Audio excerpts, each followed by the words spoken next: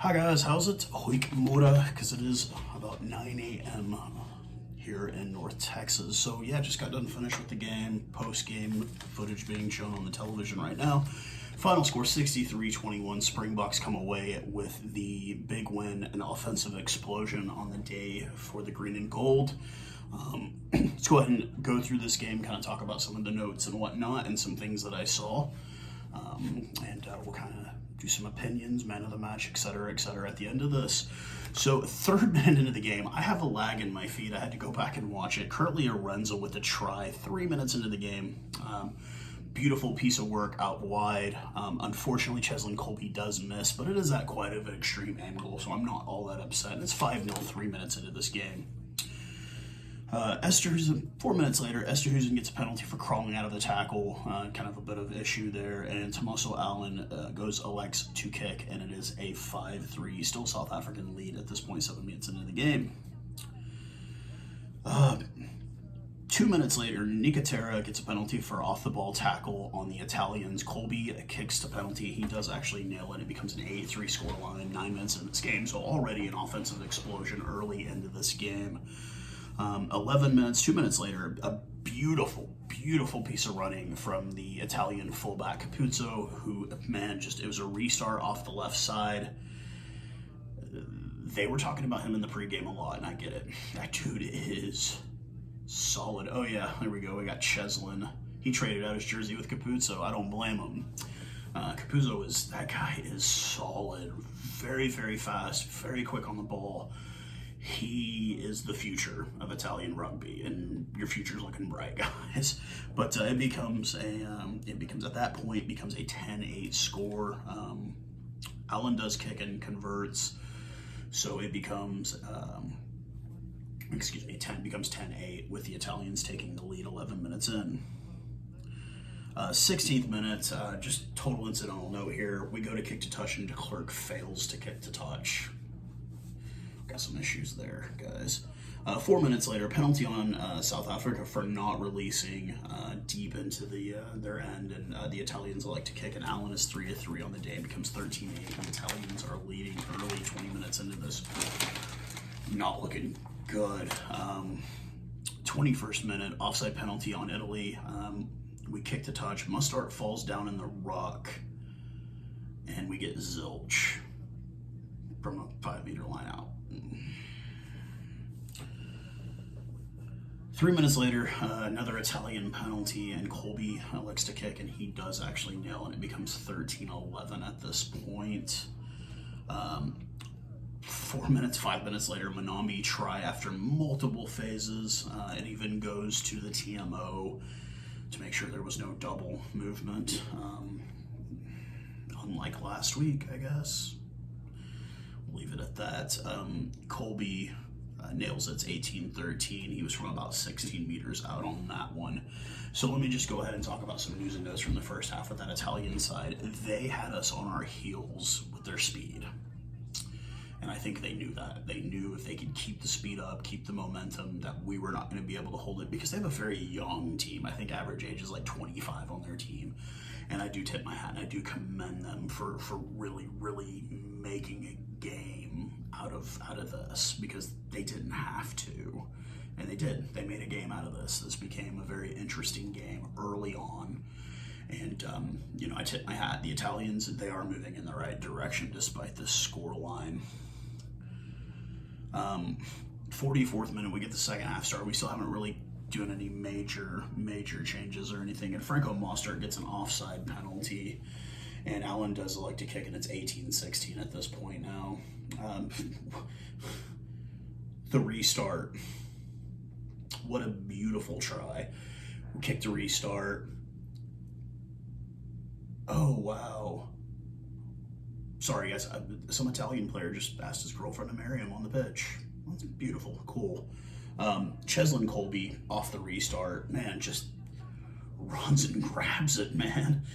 Gets the beautiful try at the 45th minute. Unfortunately, after he gets the try, he's grabbing his hamstring, and That would be it for the day for him. I don't know if it was anything, maybe it's just a little pool or something like that. He didn't have to go. You saw him go straight to the benches, so obviously it wasn't anything that bad, or at least they didn't show it as being that. Fluff de Klerk comes in to kick, and he does miss out wide. It's like you kind of saw it coming. It was 23-16 at this point. I mean, we just start pouring it on. 3 minutes later, Kurt Lee Arendse, Khaleesi's going out wide with pace. You're thinking Khaleesi can do it. He loads it off to Kurt Lee, who goes across for his second try of the game. Manny Libok at this point has come on, and from like 46 meters out, it was kind of the question of like, because it was pretty far off left, but he went way out with the ball, and it's like, why is he going out? And one of my followers was like, hey, yeah, look at the angle that he's kicking, and it's like, it's almost like a straight kick because he goes 46 meters out. And congrats to Manny Libok. There's your first point scored in the green and gold. I was very proud of him. Man, Quagga Smith comes on, and we've had this conversation a lot about Quagga, how much I hated him at first. Now I've really fallen in love with that guy and his ferocity for the ball at the breakdown. He's rewarded at the 54th minute off of a line out. He grabs the ball, he just runs it in and drops it, and way to go, Quagga. Libok does convert, and it is now 37-16 at this point. 61st minute, Italy gets an infringement penalty, and we kick to touch. We go for the line out. Malcolm marks in the maul in a pile, and yeah, man, just doing what he always does off those lineouts and getting that try. And you could see Fluff de Klerk behind him trying to get that ball. And I guess Malcolm's like, nah, I got this, bro. I got this. So they go across. Libok does fail to convert at that point. And he is 2 of 3 on the day so far. 65th minute, penalty advantage for the Italians, and Lorenzo Canone gets a try. It's all for naught kind of at this point, 42-41. And Allen does not convert on that kick. 3 minutes later, off a scrum, kicks off the big redhead, ball barrels through. The 68th minute makes it 49-21 at this point, with Libok converting, being 3 of 4 on the day so far. 4 minutes later, Damian Valimza finally gets his piece of the pie. It's after an Italian not releasing on Capuzzo. We go for the scrum, and he gets the try. Libok nails it 56-21. 9 minutes later, Jacobus Reinach finally gets a bit of his bite of the pie from Kurt Lee Arendse, who could have easily carried that in for his third try of the game. He decides to not to not chance it and offloads it to Jacobus Reinach, and he gets the try. Like I said, Arendse could have easily carried that in for himself, but I tip my hat to Arendse not going for the 90% possibility, the 100% possibility, offloading it to Jacobus Reinach, and that ends the game. Libok does convert on that one, is 5 of 6 for the game. Yeah, so man of the match, no question for me, with 13 carries, 197 meters, 2 tries. Kurt Lee Arendse, damn. It makes you almost say, like, Macazzoli who? I don't mean that. Mapipi is world class, but damn, man, we've got damn good wingers. We've got Cheslin Colby, we've got Mapipi, we've got Kurt Lee Arendse. I still think Cannon Moody has got a future. He just needs to get a little bit older. But damn, Kurt Lee Arendse has been, in my opinion, this Northern Tour easily he's been the star of the team. He scored in every game. He has more tries than he has caps at this point. And I'm very, very happy with that young man, his performance. He's just been, it's been absolutely a joy to watch him on the pitch week in, week out. Ever since debut, he's just been amazing on the pitch. Just in everything. Like, he's always in the mix, and you'll love to see that, especially from your young wingers, guys that are just trying to cut their teeth and trying to make their way and solidify their chances of a trip to the World Cup next year.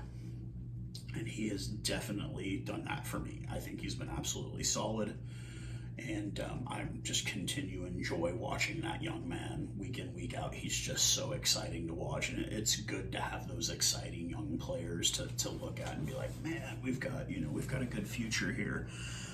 So I'm not, look, we should have won this game no matter what. We should have won the last 2 games no matter what. I'm excited that we finally win on this Northern Tour. I'm not going to use this as a barometer. This is easily the weakest team we play on this tour, easily. Their starting 15 very solid. Their bench very inexperienced with the Italians. That's gonna come with time. Are they going in the right direction? You're damn right they are.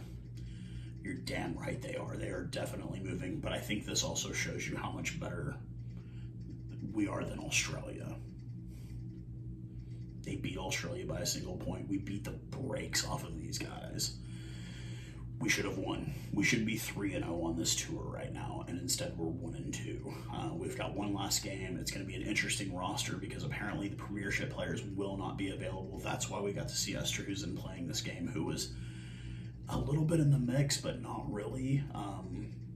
Willie LaRue and Monty Iwani were having it out almost the entire game, yelling at each other. It was pretty hilarious, but like I said, I'm not going to take this as like, oh man, we're back on top. No, we're not back on top. We played the weakest team in this trip so far, and yeah, the score line shows it. So we've got one last chance to dance next weekend. England at Twickenham. This is going to be enemy territory. We've got to do something special next weekend. I do want to commend Manny Libbok for, he got his debut last week, but not really this week. He really properly showed, hey, look, I'm here. I can do this. And I think next week he should definitely get the start. I think Cobus Reinach should get the start next week. We'll kind of go into that, obviously, leading into next weekend's game. But I would really, really, really like to see Libbok get a start next week, not come off the bench. Let him get a start. Let him get that starting cap. Let's see how he lines up if he lines up against Marcus Smith. Let's see how he lines up against Marcus Smith. Because I think that Marcus Smith is great, but I think Manny Libbok needs to really see what the competition really is. And Manny Libbok and Marcus Smith would be a great, just like, hey, let's compare the tail of the tape here, because Marcus Smith is definitely on the rise. I could see him being nominated for World Player of the Year easily in the next couple of years of his life on the current trajectory that he's going. But definitely good to see, like I said, Manny getting some points, getting his first points in the green and gold, and just good to see the team kind of open up and have fun and score tries and really just... you just kind of noticed the general demeanor of the team change the more we scored. It was just kind of like we were getting that confidence back, but we can't get too confident because this was not really a good barometer of the competition. That being said, I want to thank everybody for coming out to my live. It was really great to see all you guys come out and hang out with me a bit and chit-chat with me in the early morning hours here in Texas. But yeah, man, Springbok victory. Never a bad thing, so I believe I will have to wear something Springbok related as I go throughout the day, because it is a celebration of a victory despite us not really playing a super strong team. It's still a win, and we should enjoy it when we can. But I will talk to you guys very, very soon. Obviously a day chock full of rugby today all across. We've got Springbok, we've got All Blacks in England later, we've got Ireland and Australia. So it's just a good day to be a rugby fan. So I hope everybody is doing good wherever you're at in the world. I'll talk to you guys again very soon. Cheers, guys.